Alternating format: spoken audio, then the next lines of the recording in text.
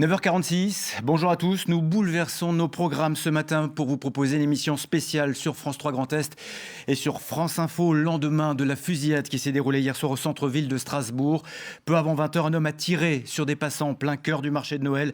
Le bilan provisoire est dramatique. 3 personnes sont décédées, 13 sont blessées, dont 8 dans un état grave. Le tireur est toujours en fuite. 600 gendarmes, policiers, militaires de l'opération Sentinelle sont à sa recherche. Le plus haut niveau du plan Vigipirate est activé et les drapeaux, regardez, de la ville de Strasbourg sont en berne depuis ce matin, tout comme ceux de la région Grand Est dans quelques minutes. Avec nous sur ce plateau, pendant cette émission spéciale, de nombreux invités. On commencera par le maire de Strasbourg, Roland Ries. Bonjour, merci d'être avec nous aujourd'hui. Également Robert Herrmann, le président de l'Eurométropole. À vos côtés, Dominique Mastelli, docteur Dominique Mastelli. Vous êtes psychiatre, responsable de la CUMP, la cellule d'urgence médico-psychologique du Bas-Rhin et du Grand Est. Vous arrivez de cette cellule tout juste.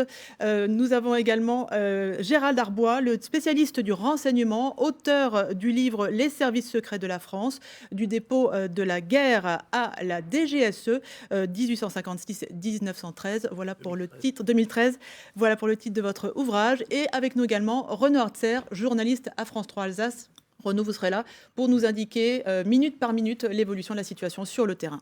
Et puis de nombreux points de direct évidemment dans cette émission. Nous serons ce matin en direct de Strasbourg avec Marie Coulon au centre-ville où le périmètre de sécurité a été élevé en milieu de nuit. Marc Schmitt sera également avec nous depuis le nouvel hôpital de Civil où les premiers blessés ont été amenés hier soir. Anne-Laure Herbet se trouve depuis le quartier de Königshofen à Strasbourg où se trouve le domicile du principal suspect où des opérations d'ailleurs ont eu lieu ce matin. Et puis Caroline Kellner en direct du Parlement européen où les députés ont été confinés une grande partie de la nuit.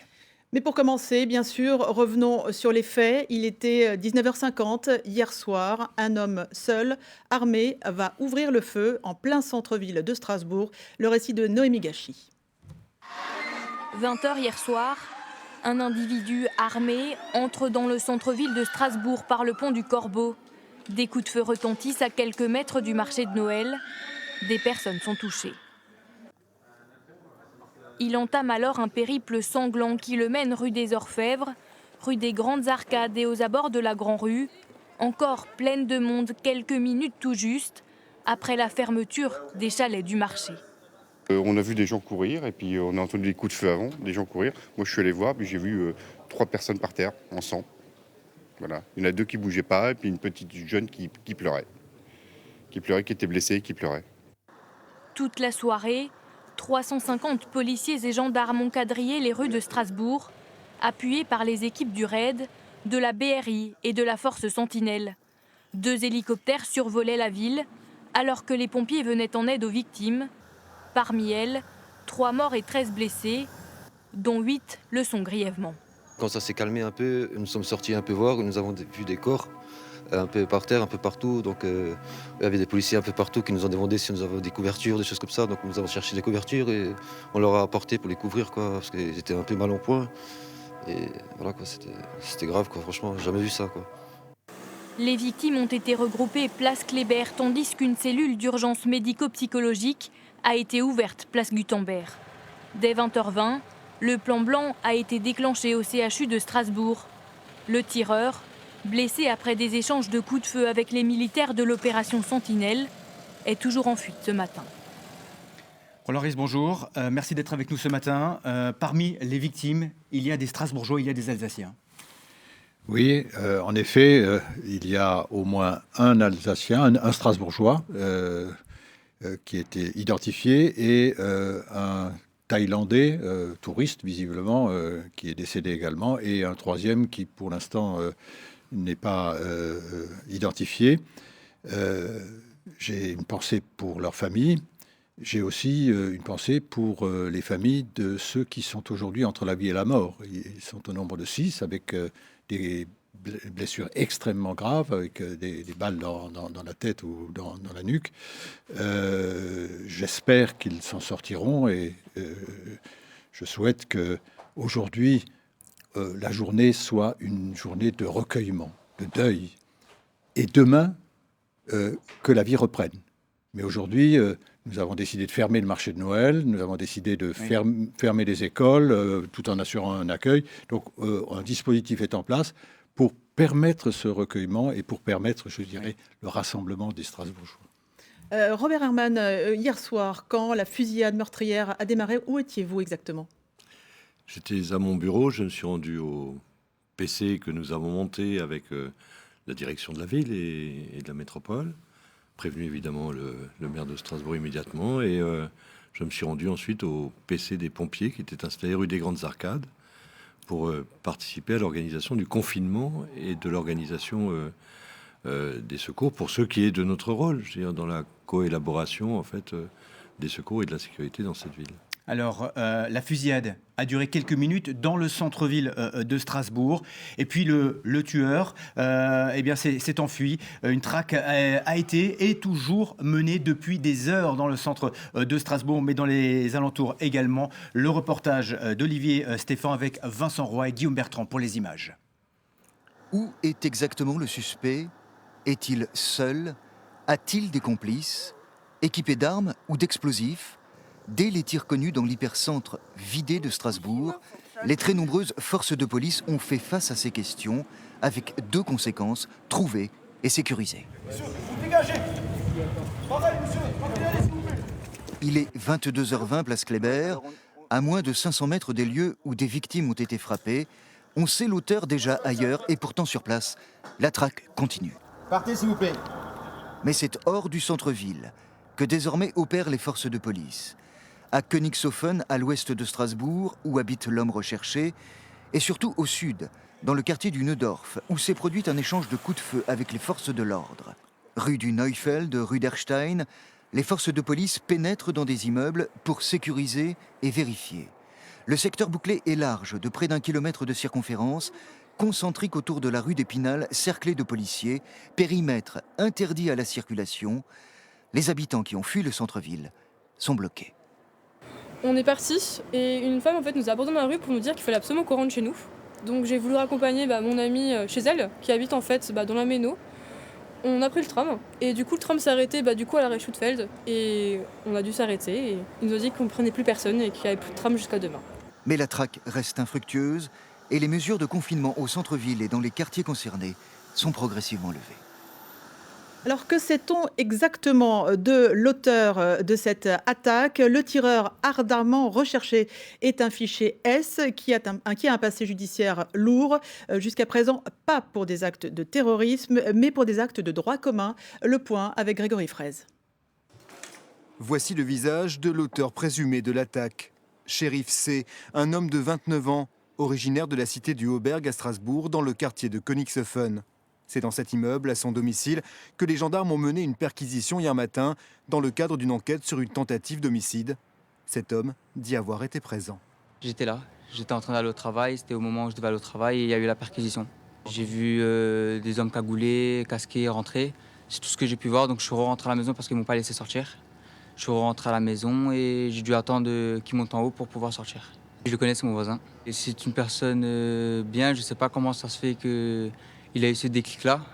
C'est une personne comme tout le monde. Il était bien, il suivait les bons exemples, on traînait ensemble. Un homme chez qui les enquêteurs ont pourtant découvert une arme de poing et une grenade et qui a un passé judiciaire. Mesdames, Messieurs, c'est un homme très défavorablement connu pour des faits de droit commun pour lesquels il a déjà fait l'objet de condamnations en France et en Allemagne et pour lesquels il a purgé ses peines. Les dernières nouvelles d'Alsace évoquent notamment une condamnation en 2011 à 2 ans de prison, dont 6 mois ferme pour une agression. Selon nos informations, il a aussi été condamné par le tribunal de Singen dans le Bade-Wurtemberg pour vol qualifié et est sorti de prison en 2017. Shérif C est fiché S, blessé selon le chauffeur de taxi qui l'aurait braqué hier soir. C'est aujourd'hui l'homme le plus recherché de France. Et nous nous rendons justement rue Tétélive à Königshofen pour retrouver Anne-Laure Marie. Bonjour Anne-Laure, vous êtes devant le domicile du principal suspect. Oui, bonjour David. C'est dans cet immeuble que vous pouvez apercevoir derrière moi que vivait l'auteur de la fusillade d'hier dans le marché de Noël à Strasbourg. Nous sommes rue Tite-Live à Königshofen et les habitants que nous avons interrogés ce matin sont bien sûr consternés. Ils ne pouvaient pas imaginer qu'un terroriste vivait ici dans ce quartier. Et donc vous pouvez voir derrière moi, les forces de l'ordre sont sur place. Il y a des pompiers, des policiers et aussi les démineurs de la protection civile. Ils sont probablement à la recherche d'indices ou d'armes, vous le savez.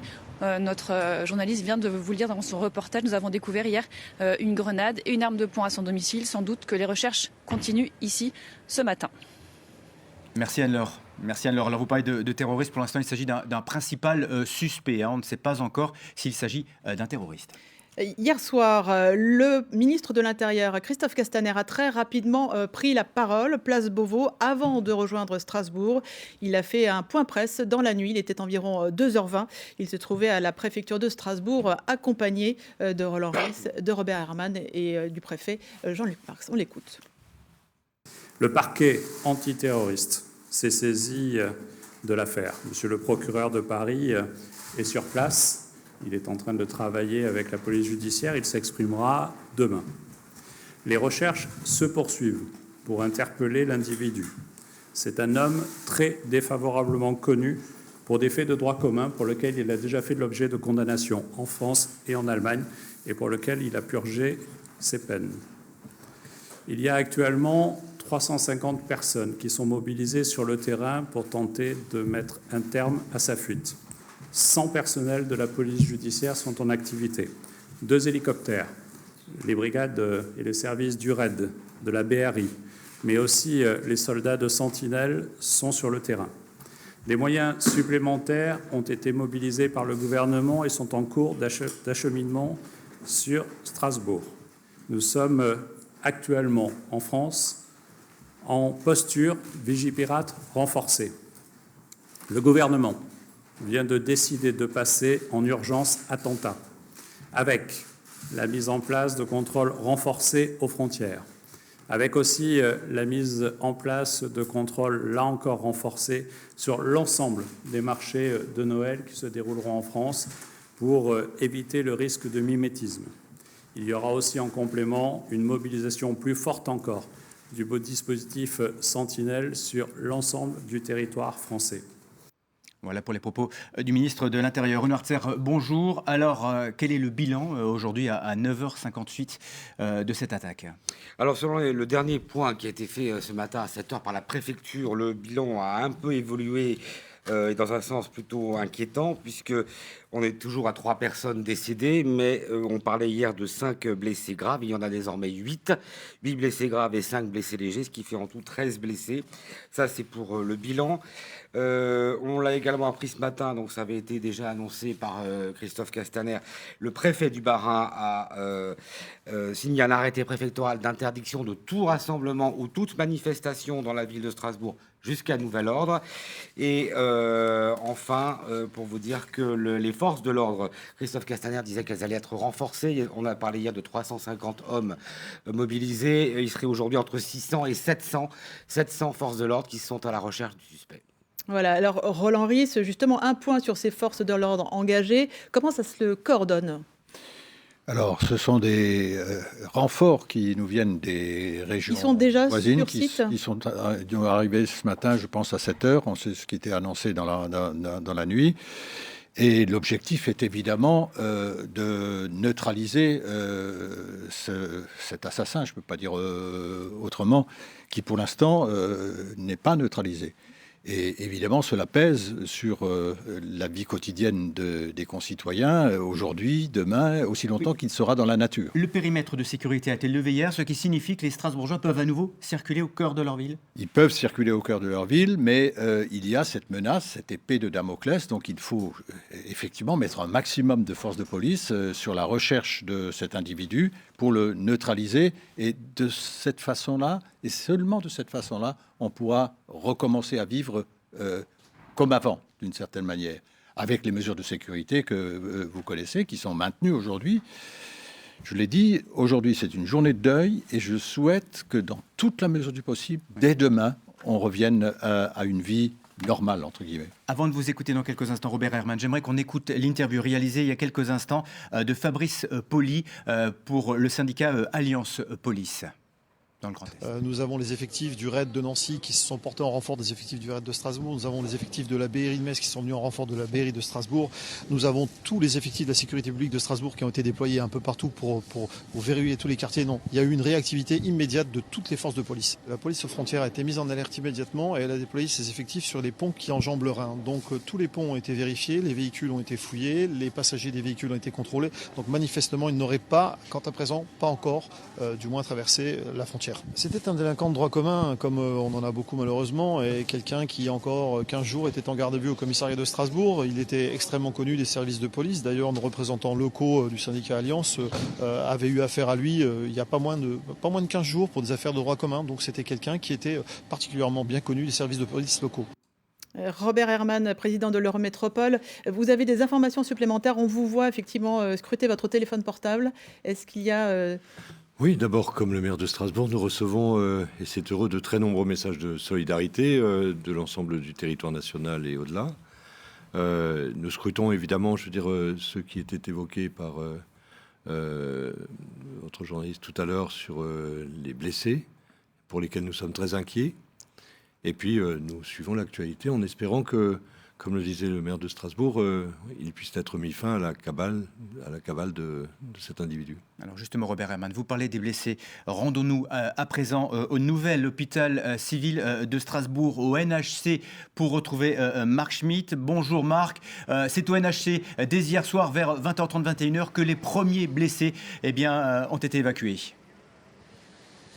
Oui, David, le plan blanc a été déclenché vers 20h20 hier soir par le directeur général des hôpitaux universitaires de Strasbourg. Un plan qui a permis de tripler les effectifs cette nuit au niveau des médecins et des infirmiers, également de libérer des places aux urgences et dans les blocs opératoires. Les victimes ont été évacuées ici au nouvel hôpital civil de Strasbourg, mais surtout à Haute-Pierre, qui est plus habilité à traiter les blessures par balle, et également à la clinique Sainte-Anne. Ce plan blanc a été levé vers 2h30 ce matin.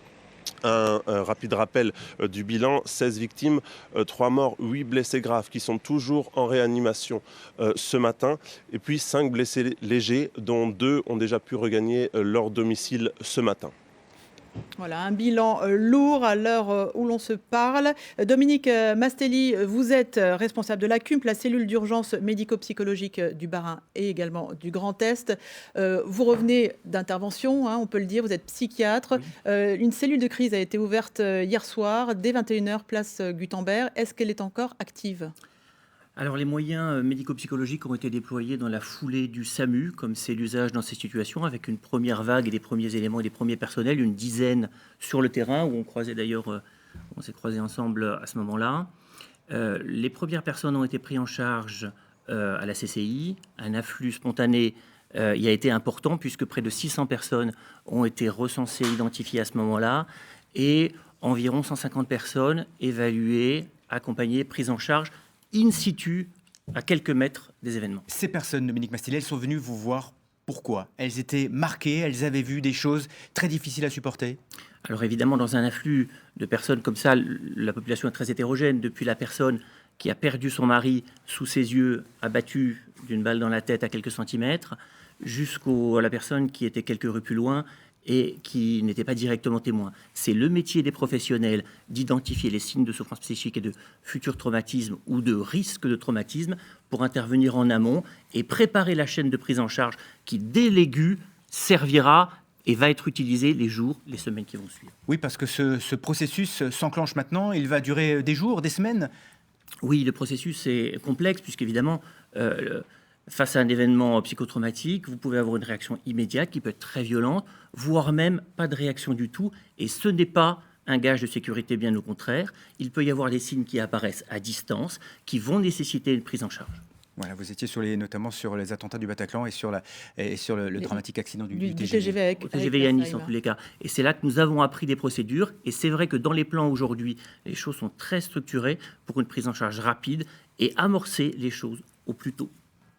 Alors hier soir, il y avait effectivement tous ces témoins de cette fusillade meurtrière qui étaient avec vous, entre autres Dominique Mastelli, mais il y avait aussi énormément de personnes en ville, il faut le rappeler. Il était 20h, la ville de Strasbourg à cette heure-ci et en cette période de Noël est remplie de touristes, de gens qui sont au restaurant, qui font encore leurs courses de Noël. Ils ont été pour la plupart confinés. Regardez ce récit d'Alexandra Bucure qui a fait le tour de toutes les zones de confinement à Strasbourg hier soir. Dès les premières minutes après l'attaque, l'ordre de rester confiné est donné. Dans la grande île, les passants se réfugient dans les magasins, restaurants, cours d'immeubles. On n'a pas vraiment une consigne, j'ai juste demandé à un policier qui était stationné derrière ce qu'on devait faire. Il nous a dit qu'il fallait simplement garder les clients à l'intérieur en attendant parce qu'il valait mieux prévenir que guérir. En quelques secondes, les rues de Strasbourg en pleine fermeture du marché de Noël se vident pour laisser la place aux opérations de sécurisation et de secours. C'est vide, il n'y a personne. Vraiment personne qui marche. C'est vide. Démarre alors l'attente. 1, 2, 3, 4 heures pour des centaines de Strasbourgeois ou touristes barricadés. Personne ne sort, personne n'entre dans la grande île. Peu d'informations circulent. Vous êtes bloqué depuis combien de temps? Il y a une demi-heure à peu près. Ils laissent rentrer personne, même si on habite juste à côté. Mais en fait, je suis comme plusieurs parents, je pense. J'attends ma fille qui est confinée à la BNU. On n'a pas vraiment de nouvelles. Ça fait combien de temps que vous attendez? Oh là, ça fait plus de 2 heures maintenant. Le centre-ville bouclé, le quartier du Neudorf également. 21h, aux abords de la place du Schlutfeld, les habitants ont pour ordre de fermer portes et volets. Ceux qui sont dehors ne peuvent plus accéder à leur logement. Ce soir, on était dans un bar juste à côté et donc on attendait. Enfin, on a suivi les événements par Internet, Facebook, etc. Et on attendait de voir ce qui se passait. Et donc là, on attend de rentrer chez nous, tout simplement. Il est environ 1h30 du matin quand l'évacuation de milliers de personnes démarre. Le TNS, l'Opéra national du Rhin, le Rhenus où s'est tenu un match de la SIG, le Parlement européen où 2000 personnes ont été confinées durant toute la soirée. Combien de temps vous êtes resté enfermé à l'intérieur du Rhenus? On y est arrivé quoi? 7h30 jusqu'à 1h du matin. Ce soir, il y avait des gens un peu plus à plaindre, un peu plus vers le centre-ville. Donc, Et messieurs, dames, vraiment rapidement, rentrez dans un endroit sécurisé, confinez-vous s'il vous plaît. Dans le centre, c'est la confusion. Il faut quitter les lieux, mais impossible de traverser la ville. Toutes les rues sont bloquées, on ne sait pas vraiment comment on va pouvoir rentrer à notre appartement. Donc on va essayer de trouver des petites rues pour contourner, pour pouvoir trouver des chemins de traverse et pouvoir rentrer en sécurité. Donc c'est un peu la panique là? Oui, c'est un peu la panique. Et en plus, là, les militaires nous disent de ne pas rester groupés et on n'a pas d'issue. Ce n'est que vers 4 heures du matin que Strasbourg a retrouvé un semblant de paix, que la ville a pu reprendre son souffle.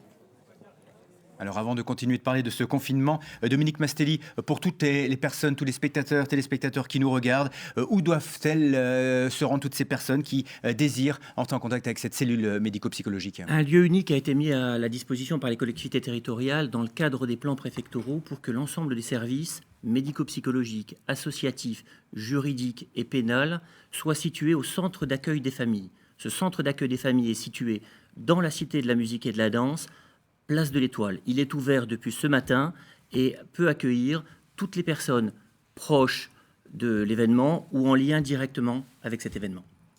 Alors revenons justement à ce confinement. Nous parlions du confinement dans les magasins au Théâtre national de Strasbourg. Les parlementaires européens étaient eux aussi confinés. Nous allons retrouver sur place devant le Parlement européen Caroline Kellner. Bonjour Caroline, vous êtes avec Thierry Sitter.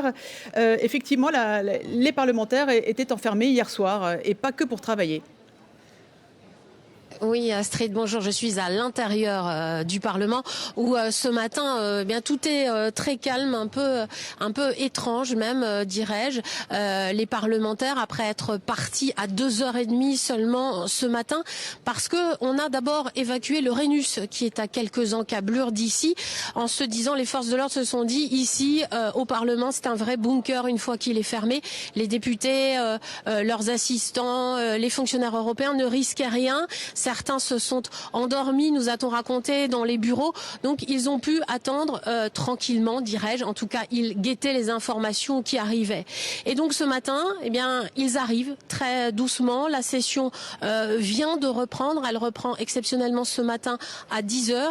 Mais tout le monde arrive au compte-gouttes, les yeux cernés. Les gens s'embrassent, se prennent dans les bras, ce qui, je peux vous assurer, n'est pas très courant au Parlement européen. Tout le monde ne parle que de cette attaque. La session reprend alors que certains auraient demandé une suspension des travaux, mais pour l'instant, rien de tel. Les travaux de la session vont suivre leur cours pour l'instant, parce que vous savez, il y a une chose aussi, les députés sont attachés à ce marché de Noël. Tous ici nous disent y aller chaque année. Pour eux, c'est une tradition et tous ont en tête que c'est cette tradition qui a été attaquée hier soir. En direct du Parlement européen de Strasbourg, Caroline Kellner. Merci Caroline.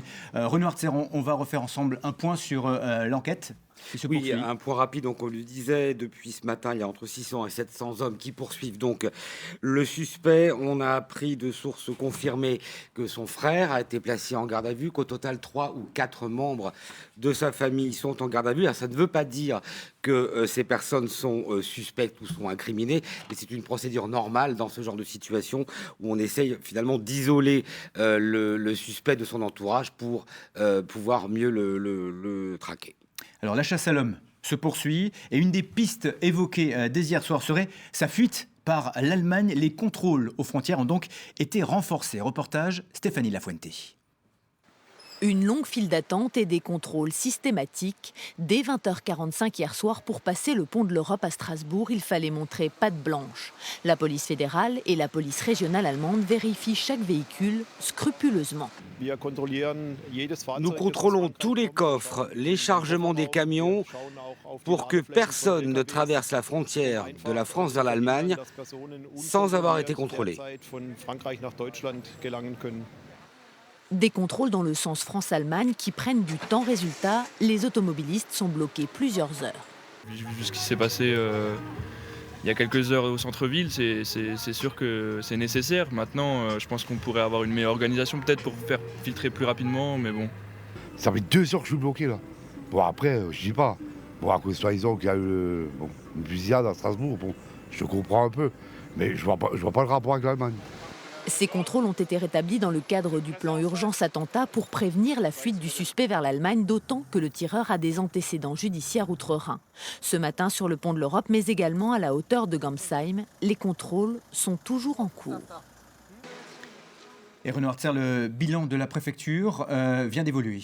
Oui, nous venons de recevoir un communiqué de la préfecture qui fait le point à 10h et on va dire que c'est plutôt dans un sens favorable puisqu'on en a parlé depuis hier soir de 3 morts. En réalité, il y aurait 2 personnes décédées, je dis bien 2 personnes décédées, 7 blessés graves et 7 blessés légers.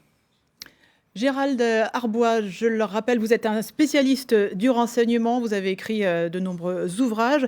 On échafaude pour l'instant des hypothèses. Personne ici et même hier en point presse de Christophe Castaner n'a prononcé le mot de terroriste. Laurent Nunez, le secrétaire d'État auprès du ministre de l'Intérieur, indiquait encore ce matin que la motivation terroriste n'est pas établie. Il faut être extrêmement prudent. Or, ce mot a déjà été lâché par d'autres médias et sur les réseaux sociaux. Oui, parce que l'excuse était facile à trouver. Strasbourg, on le sait, avait été visé déjà depuis 2000, donc on avait cette idée que ça pouvait intervenir. Ça intervient à quelques jours de Noël, donc ça a encore plus un intérêt. Et ça vient dans une séquence narrative qui est celle de la radicalité et de la violence, puisqu'on a commencé avec les gilets jaunes. Hier, des lycéens, notamment à Strasbourg, ont attaqué les grilles d'un lycée avec le marteau, ont affronté les policiers qui venaient les séparer. Strasbourg est quand même dans un climat particulier à la violence. Forcément, les jeunes musulmans qui sont en dehors, dans les banlieues de Strasbourg, peuvent être titillés quelque part pour agir.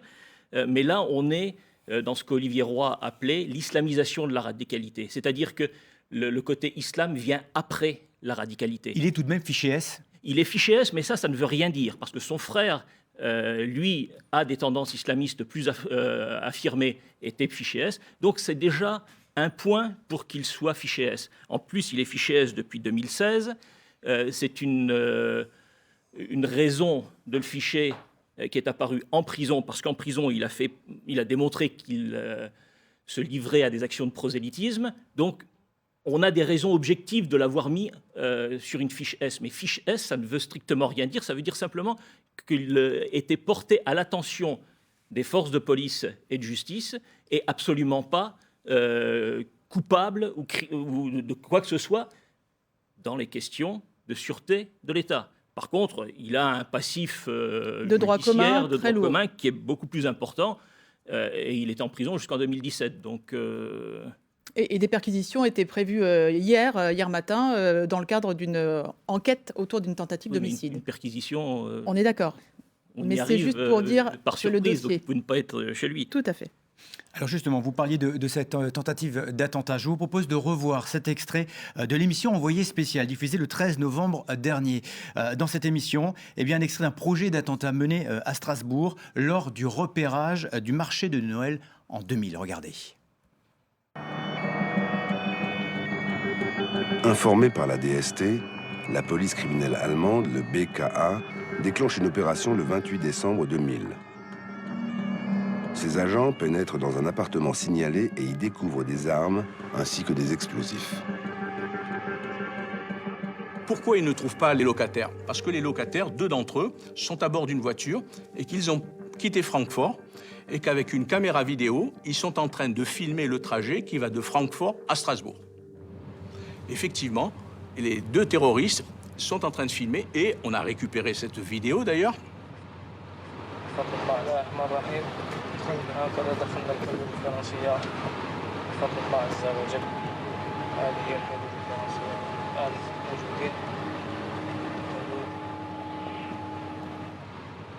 Et ils se dirigent vers la cathédrale de Strasbourg et le marché de Noël.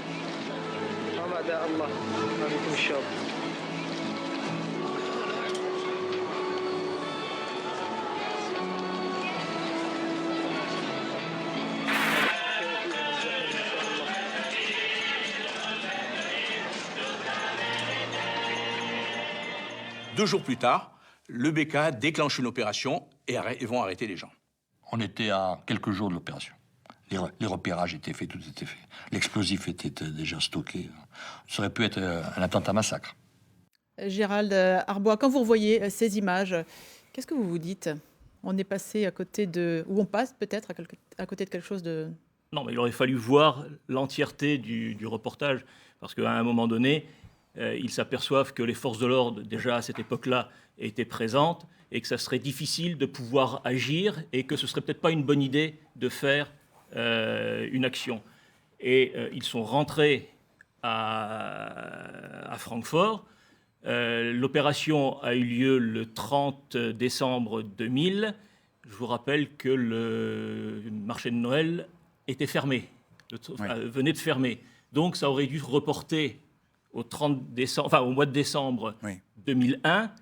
Et là, on est en fait non pas dans une proximité d'un attentat, on est dans une reconnaissance de ce qui allait se passer à partir du 11 septembre 2001. Roland Ris, depuis ces images, depuis 2000 évidemment, les mesures de sécurité ont été amplifiées pour les marchés de Noël, notamment celui de Strasbourg, et c'était le cas l'année dernière, tout comme cette année. Oui, on a créé cette fameuse bulle des checkpoints tout autour de la grande ville de Strasbourg. Tout autour. On nous l'a assez reproché à un moment donné en disant pourquoi est-ce qu'on prend toutes ces mesures de sécurité, il ne va rien se passer. La preuve, ailleurs, à Colmar ou ailleurs, c'était évidemment moins draconien. Mais c'était lié à cette tentative de 2000 qui a été arrêtée au dernier moment. Et donc, Strasbourg a un marché de Noël qui a 450 ans. Je rappelle aussi que le marché de Noël est aussi à base chrétienne quand même. Donc, 2 millions de personnes qui viennent en 4 semaines, ça constitue une cible, j'allais dire, idéale. Comme en plus c'est une capitale européenne, eh bien tous les ingrédients sont réunis pour que ce soit intéressant. Ce qui se dit aussi, Roland Ries, c'est que cette année, les contrôles paraissaient un peu moins stricts. D'ailleurs, l'intervention hier, la fusillade a démarré à 19h50, heure où les barrages filtrants sont nettement moins filtrants. Est-ce que voilà est toujours en place, oui. Oui, alors j'ai entendu effectivement cette critique. Je me suis fixé comme règle de ne pas entrer aujourd'hui dans des polémiques. Moi, j'ai le souvenir que quand on l'a mis en place, même cette année, on nous disait « mais non, c'est trop, c'est pas la peine, pourquoi vous ne faites pas comme à Colmar ou à Aubernais ou ailleurs ?» C'était ça. Alors maintenant, on dit finalement, c'était quand même pas assez fort. Je pense qu'il faudra tirer le bilan le moment venu, mais aujourd'hui, pour moi, c'est jour de deuil et pas de polémique. Au cœur de cette édition spéciale diffusée sur France 3 Grand Est et sur France Info, un nouvel invité vient de nous rejoindre. Messaoud Boumaza, bonjour, merci d'être avec nous. Vous êtes le recteur de l'Institut Al-Andalus de Schildikheim. Dès hier soir, dès les premières minutes après cette attaque, vous avez publié un communiqué condamnant évidemment cette attaque. Oui, tout à fait. En dehors de la qualification terroriste ou pas, il s'agit d'un meurtrier qui a touché des citoyens qui sont venus visiter le marché de Noël mondialement connu. Donc, moi, j'ai suivi une des déclarations de M. Roland Ries sur la télé où il y aurait parmi les victimes une personne d'origine thaïlandaise. Donc, l'Institut Al-Andalus, comme il l'a toujours fait, a sorti un communiqué dès les premières minutes, en dehors de toute qualification, parce qu'il s'agit des vies humaines et nous considérons que la vie humaine est sacralisée. Elle est sacrée, nous n'avons pas le droit de tuer des personnes qui sont là pour profiter de ces fêtes de fin d'année. Il fallait aussi éviter l'amalgame. Oui, l'amalgame, il faut l'éviter tout le temps. Et moi, je me réjouis, la plupart de la classe politique française, à quelques exceptions près, ont pris leurs responsabilités pour éviter les amalgames et pour faire des déclarations hâtives et, je dirais, donner une vision religieuse ou islamique à cet acte. Nous allons retrouver Marie Coulon. Marie se trouve dans le marché de Noël de Strasbourg, marché fermé, puisque c'est ce que vous avez décidé, Roland Ries, suite aux événements d'hier. Marie, j'imagine qu'il y a du coup extrêmement peu de monde, peu de touristes qui sont là ce matin. Absolument, Astrid. La situation n'est pas revenue à la normale au centre-ville de Strasbourg. La rue des Grandes Arcades où je me trouve actuellement est totalement bouclée, tout comme l'accès au parvis de la cathédrale. Le ministre de l'Intérieur, Christophe Castaner, et le préfet de la région Grand Est sont arrivés sur les lieux il y a quelques minutes maintenant. Et vous l'imaginez, en ce jour d'après, l'ambiance est effectivement morose. Strasbourg se réveille sonné. Peu de touristes dans ces rues quasiment désertes. Les 300 chalets du marché de Noël ont gardé leur volet clos. Il n'y a plus d'animation. Les spectacles du théâtre et de l'opéra ont été annulés. Et pour les habitants que nous avons rencontrés, pour qui la vie doit reprendre son cours, eh bien, ils sont partagés entre le choc et la résignation. Ils s'attendaient à ce qu'un tel drame puisse arriver malgré les mesures de sécurité. On les écoute.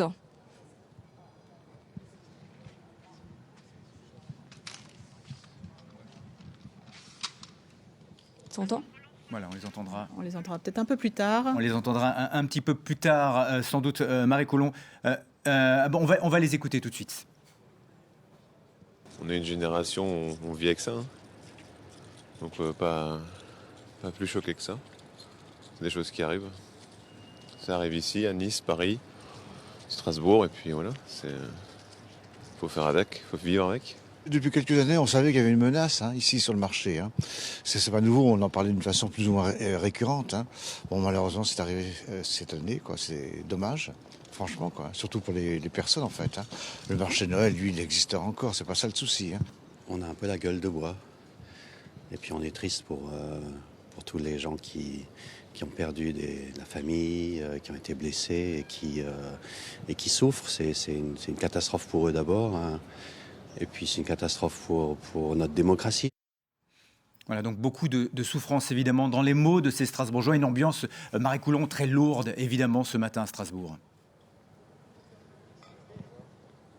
Oui, une ambiance très lourde, David. Pour le moment, le centre-ville est complètement paralysé. On ne sait pas dans combien de temps les barrages, le dispositif de sécurité sera levé. Quelques commerçants, malgré tout, ont tenu à ouvrir le rideau en ce jour de deuil. Merci Marie. Invité de cette édition spéciale, Michel Auster, bonjour. Mireille Auster, excusez-moi, bonjour. Vous êtes une commerçante évidemment emblématique du marché de Noël de Strasbourg. Tout d'abord, votre premier sentiment? Celui que... La colère parce que je vais au Liban, je vais en Israël, et ça ne se passe pas comme ça. Je trouve qu'on fait beaucoup de publicité pour ces gens-là. D'abord, on a affaire à un condamné de droit commun, un ex-prisonnier, et d'une. De deux, ça ne s'est pas passé sur le marché de Noël. Or, tout le monde me téléphone en me disant « Est-ce que tu as eu quelque chose ?» etc. Ça s'est passé à quelques mètres. Non. Il est rentré par l'une des rues de Strasbourg qui mène au marché de Noël. Non, on dit toujours « ça s'est passé sur le marché ». Non, aucun des 10 sites de marché de Noël n'ont eu ce problème-là. J'étais dans le centre quand c'est arrivé, il y a eu un mouvement de foule, on n'a pas très bien compris, on a entendu des coups de feu, mais c'est une chose que j'ai appris au Liban. Et en Israël, pareil, 2 heures après, les choses continuent, on lave les tables et on resserre les gens. Ça veut dire quoi? Qu'on aurait dû ouvrir ce matin, que Roland Ries aurait dû ouvrir le marché de Noël? Il faut mépriser ces gens et ne pas les mettre en avant et ne pas en faire des stars et des empêcheurs de tourner en rond. C'est quand même dramatique. La ville de Strasbourg a fait un effort immense en sécurité. La ville de Strasbourg a fait un effort immense pour créer son marché de Noël. Et parce qu'un individu, un jour, fâché parce qu'on a fait une perquisition chez lui, fait quelque chose, il s'amuse à tirer dans la foule et on dit que c'est le marché de Noël et on dit que c'est Strasbourg et on m'appelle du monde entier. Mais c'est incroyable. Roland Ries, vous fermez le marché pour des raisons de deuil ou pour des raisons de sécurité? Alors, je partage ce que dit Mireille. Je pense que j'ai souhaité quand même qu'il y ait une journée de recueillement. J'ai souhaité cela et je pense qu'avec ce qui s'est passé hier soir, même si effectivement c'est un fanatique, un fou et tout ce qu'on voudra, il me paraît normal... par respect pour les victimes et pour celles qui sont en train de lutter pour leur survie, il me paraît normal qu'on se rassemble aujourd'hui. Des analyses, on les fera plus tard. Donc, je suis d'accord. Simplement, la différence, c'est que j'ai souhaité qu'il y ait cette journée sans marché de Noël. Et demain, je souhaite qu'ils reprennent. Mireille Auster, qu'est-ce qui se passe avec tous les autres commerçants des 300 chalets du marché de Noël de Strasbourg? Quelles sont leurs positions? Mais ça dépend de la pensée personnelle de chacun. Donc moi, je suis chrétienne, donc je vois les choses d'une autre façon. Chacun voit comme il a été éduqué, comme il a été imprégné, comme il a... Je suis très désolée, vraiment désolée pour ce qui est arrivé aux personnes qui étaient là par hasard. Mais vraiment, c'est une question de survie pour tous, parce que de dire on arrête tout, ça ne va pas. Vous êtes inquiète? Vous pensez que dans les jours qui viennent, il y aura beaucoup moins de monde dans les allées des marchés de Noël? Je ne suis pas inquiète. Je continue et c'est tout. Et je pense que les autres devraient faire pareil. Alors, marché de Noël de Strasbourg... fermé pour la journée. Y a-t-il des dégâts collatéraux qui pourraient toucher d'autres marchés en Alsace? Nous allons rejoindre Géraldine Dreyer, qui, elle, était ce matin au marché de Noël de Colmar. Géraldine. Ici à Colmar, au pied du Coiffus, le marché de Noël ouvre ses portes au public comme un jour presque normal. La municipalité a décidé de ne pas le fermer, mais tout en renforçant les mesures de sécurité. Un demi-escadron de gendarmerie a été envoyé en renfort, en effet, pour protéger ce centre-ville. Et puis des voitures de protection sont placées tout autour du périmètre de ce marché de Noël, avec des agents de police qui vont patrouiller toute la journée en permanence. À Mulhouse, c'est à peu près le même scénario qui se décide. Réunion de crise ce matin de la municipalité. Elle décide alors de renforcer le dispositif de sécurité avec davantage de véhicules et de plots de sécurité tout autour du marché. Une présence humaine également plus importante avec davantage de policiers municipaux et également l'appel en renfort d'une société de surveillance privée. Des mesures prises dans l'urgence ce matin dans l'attente de décisions qui sont attendues au niveau de la préfecture dès ce matin à Mulhouse et en début d'après-midi à Colmar. Merci Géraldine Dreyer depuis Colmar. Mireille Auster, vous l'avez dit tout à l'heure, vous avez eu des appels du monde entier. Cet attentat, évidemment, a des répercussions. Cette attaque a des répercussions dans le monde entier. Pratiquement 5 minutes après avoir entendu les coups de feu, j'ai eu des appels de partout, du Liban, d'Italie. Mais c'est incroyable. C'est incroyable que cet individu qui n'est rien du tout puisse ameuter comme ça tout le monde entier pour quelque chose. Je le plains plus qu'autre chose, hein, vraiment, franchement.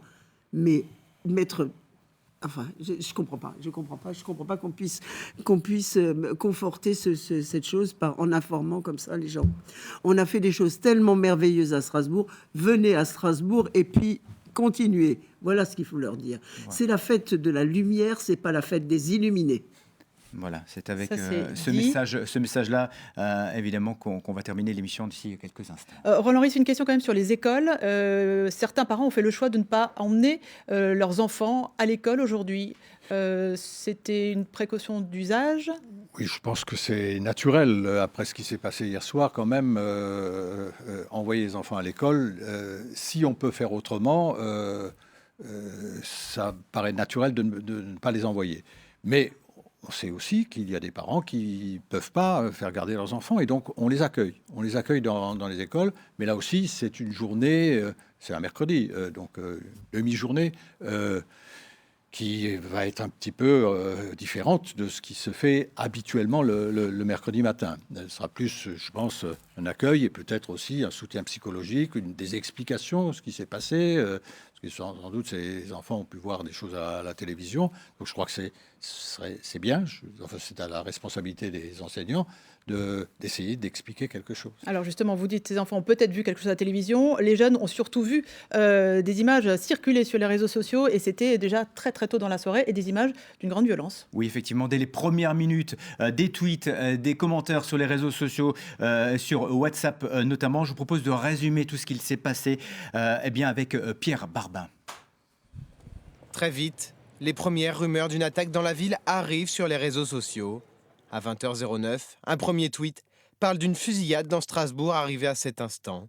Quelques minutes plus tard, un internaute donne plus de détails sur ce qu'il semble se passer près de la place Kléber. Des personnes à terre, rue du Temple-Neuf, fusillade et coups de couteau, d'après un ami sur place. Rapidement, des vidéos amateurs sont publiées. Les rues de la ville, quasi désertes juste après l'attaque. Certaines victimes sont jonchées au sol. La stupeur touche les témoins qui assistent à la scène. Oh les gars frère, sur la vie de ma mère. Après les rumeurs sur Twitter, place aux confirmations des autorités. Il est exactement 20h27. Le préfet du Bas-Rhin fait état d'un événement en cours à Strasbourg. Un peu plus tard, à 20h46, le ministère de l'Intérieur parle lui d'un événement grave de sécurité publique. Au cours de la soirée, les images se multiplient sur les réseaux sociaux. Les spectateurs, confinés au Rhenus après le match de basket, entonnent la Marseillaise en soutien aux victimes. Gérald Darbois, spécialiste du renseignement, le rôle des réseaux sociaux est très important évidemment pour diffuser l'information ou la fausse information. Le problème, c'est quand les médias mainstream, c'est-à-dire les chaînes de télévision, se mettent à suivre ce qui est mis sur les réseaux sociaux. Quand, vers 22h30, certains médias ont annoncé qu'il y avait 4 morts à Strasbourg, alors qu'officiellement, on était toujours à 2 morts. Ce qui n'a pas été notre cas. Non, mais je tiens à le préciser. Je vous vise pas. Évitons tous les amalgames. Le problème, c'est que toute cette médiatisation et les raisons d'action des politiques en local est induite par le discours qui a été tenu. Quand hier soir, dès 21h ou 22h, on arrive sur des plateaux et on voit des spécialistes des questions de renseignement ou des questions de terrorisme dire que nous sommes face à une question de terrorisme, alors qu'à Strasbourg, on n'en a pas parlé, alors qu'à 2h du matin, le ministre Castaner n'en parle pas, on induit déjà une réaction. Et toutes les images que l'on va récupérer sur les réseaux sociaux qui sont mal cadrées, qui ne montrent rien ou qui montrent un cadavre peuvent être détournés et interprétés de différentes façons. Un dernier mot avec vous, Renaud Hartzer. Est-ce que vous avez des nouveaux chiffres, des nouvelles données On va peut-être récapituler ce qu'on a dit depuis le début de cette émission. Donc, on va pas employer le mot de bonne nouvelle parce que ça s'y prête pas, mais en tout cas le bilan a été revu à la baisse. Il y a donc, à l'heure où je vous parle, 2 personnes décédées, 7 blessés graves et 7 blessés légers. C'est ce que nous a annoncé la préfecture à 10h ce matin. Pour ce qui est des recherches, donc l'homme est toujours traqué. Entre 600 et 700 personnes, membres de forces de l'ordre, sont à sa poursuite. On en saura peut-être plus tout à l'heure parce que le procureur de la République de Paris va tenir une conférence de presse à midi ici. Qui sera diffusée en direct dans notre édition du 12-13. Alors on va revenir, si vous le voulez bien sûr, sur les faits qui se sont donc déroulés hier soir. Il était 19h50, un homme seul armé ouvre donc le feu en plein cœur de Strasbourg. Le récit de cette soirée avec Noémie Gachy et les images d'Yves Lédig, Anna Strobel et Guillaume Bertrand. 20h hier soir, un individu armé entre dans le centre-ville de Strasbourg par le pont du Corbeau. Des coups de feu retentissent à quelques mètres du marché de Noël. Des personnes sont touchées. Il entame alors un périple sanglant qui le mène rue des Orfèvres, rue des Grandes Arcades et aux abords de la Grand-Rue, encore pleine de monde quelques minutes tout juste après la fermeture des chalets du marché. On a vu des gens courir et puis on a entendu des coups de feu avant, des gens courir. Moi je suis allé voir, puis j'ai vu 3 personnes par terre en sang. Voilà. Il y en a 2 qui ne bougeaient pas et puis une petite jeune qui pleurait. Qui était blessée, qui pleurait. Toute la soirée, 350 policiers et gendarmes ont quadrillé les rues de Strasbourg, appuyés par les équipes du RAID, de la BRI et de la force Sentinelle. 2 hélicoptères survolaient la ville alors que les pompiers venaient en aide aux victimes. Parmi elles, 3 morts et 13 blessés, dont 8 le sont grièvement. Quand ça s'est calmé un peu, nous sommes sortis un peu voir, nous avons vu des corps un peu par terre, un peu partout. Donc il y avait des policiers un peu partout qui nous ont demandé si nous avons des couvertures, des choses comme ça. Donc nous avons cherché des couvertures et on leur a apporté pour les couvrir, quoi, parce qu'ils étaient un peu mal en point. Et voilà, quoi, c'était grave, quoi, franchement, j'ai jamais vu ça, quoi. Les victimes ont été regroupées place Kléber, tandis qu'une cellule d'urgence médico-psychologique a été ouverte place Gutenberg. Dès 20h20, le plan blanc a été déclenché au CHU de Strasbourg. Le tireur, blessé après des échanges de coups de feu avec les militaires de l'opération Sentinelle, est toujours en fuite ce matin. Voilà, et on précise quand même qu'il s'agit bien de 2 personnes décédées au cours de cette fusillade meurtrière. Roland Ris, il est 10h37. La suite de votre journée, ça va être quoi maintenant ? La suite de ma journée, ça va être tout à l'heure une conférence de presse, un point de presse en direction des Strasbourgeois. Mon rôle est de les rassurer, de leur expliquer ce qui s'est passé, bien sûr de partager leur inquiétude. Je le partage aussi. Je suis un homme comme les autres, mais mon rôle aujourd'hui est de rassembler les Strasbourgeois et de renvoyer à plus tard les analyses des responsabilités, ce qu'il aurait fallu faire ou pas faire, etc. Et puis surtout, le message principal, c'est aujourd'hui, c'est jour de deuil, demain, la vie continue. Résistance. La vie continue, Merci la vie doit beaucoup. reprendre à Strasbourg et dans son centre-ville, évidemment. Merci d'avoir été nos invités. N'oubliez pas, vous pouvez suivre évidemment sur France 3 Grand Est notamment et sur France Info l'évolution minute par minute de la situation à Strasbourg. Je vous rappelle que le principal suspect est toujours en fuite depuis hier soir. L'information continue évidemment sur France Info, sur France 3 Grand Est, vos éditions d'information dès midi, et vous pourrez suivre en direct à midi la conférence de presse du procureur de la République de Paris, Rémi Heitz, qui sera donc diffusée en direct pour le 12-13 et dans tout le Grand Est. Merci de votre fidélité sur France 3 Alsace, Champagne-Ardenne et Lorraine sur France 3 Grand Est. Belle journée à vous.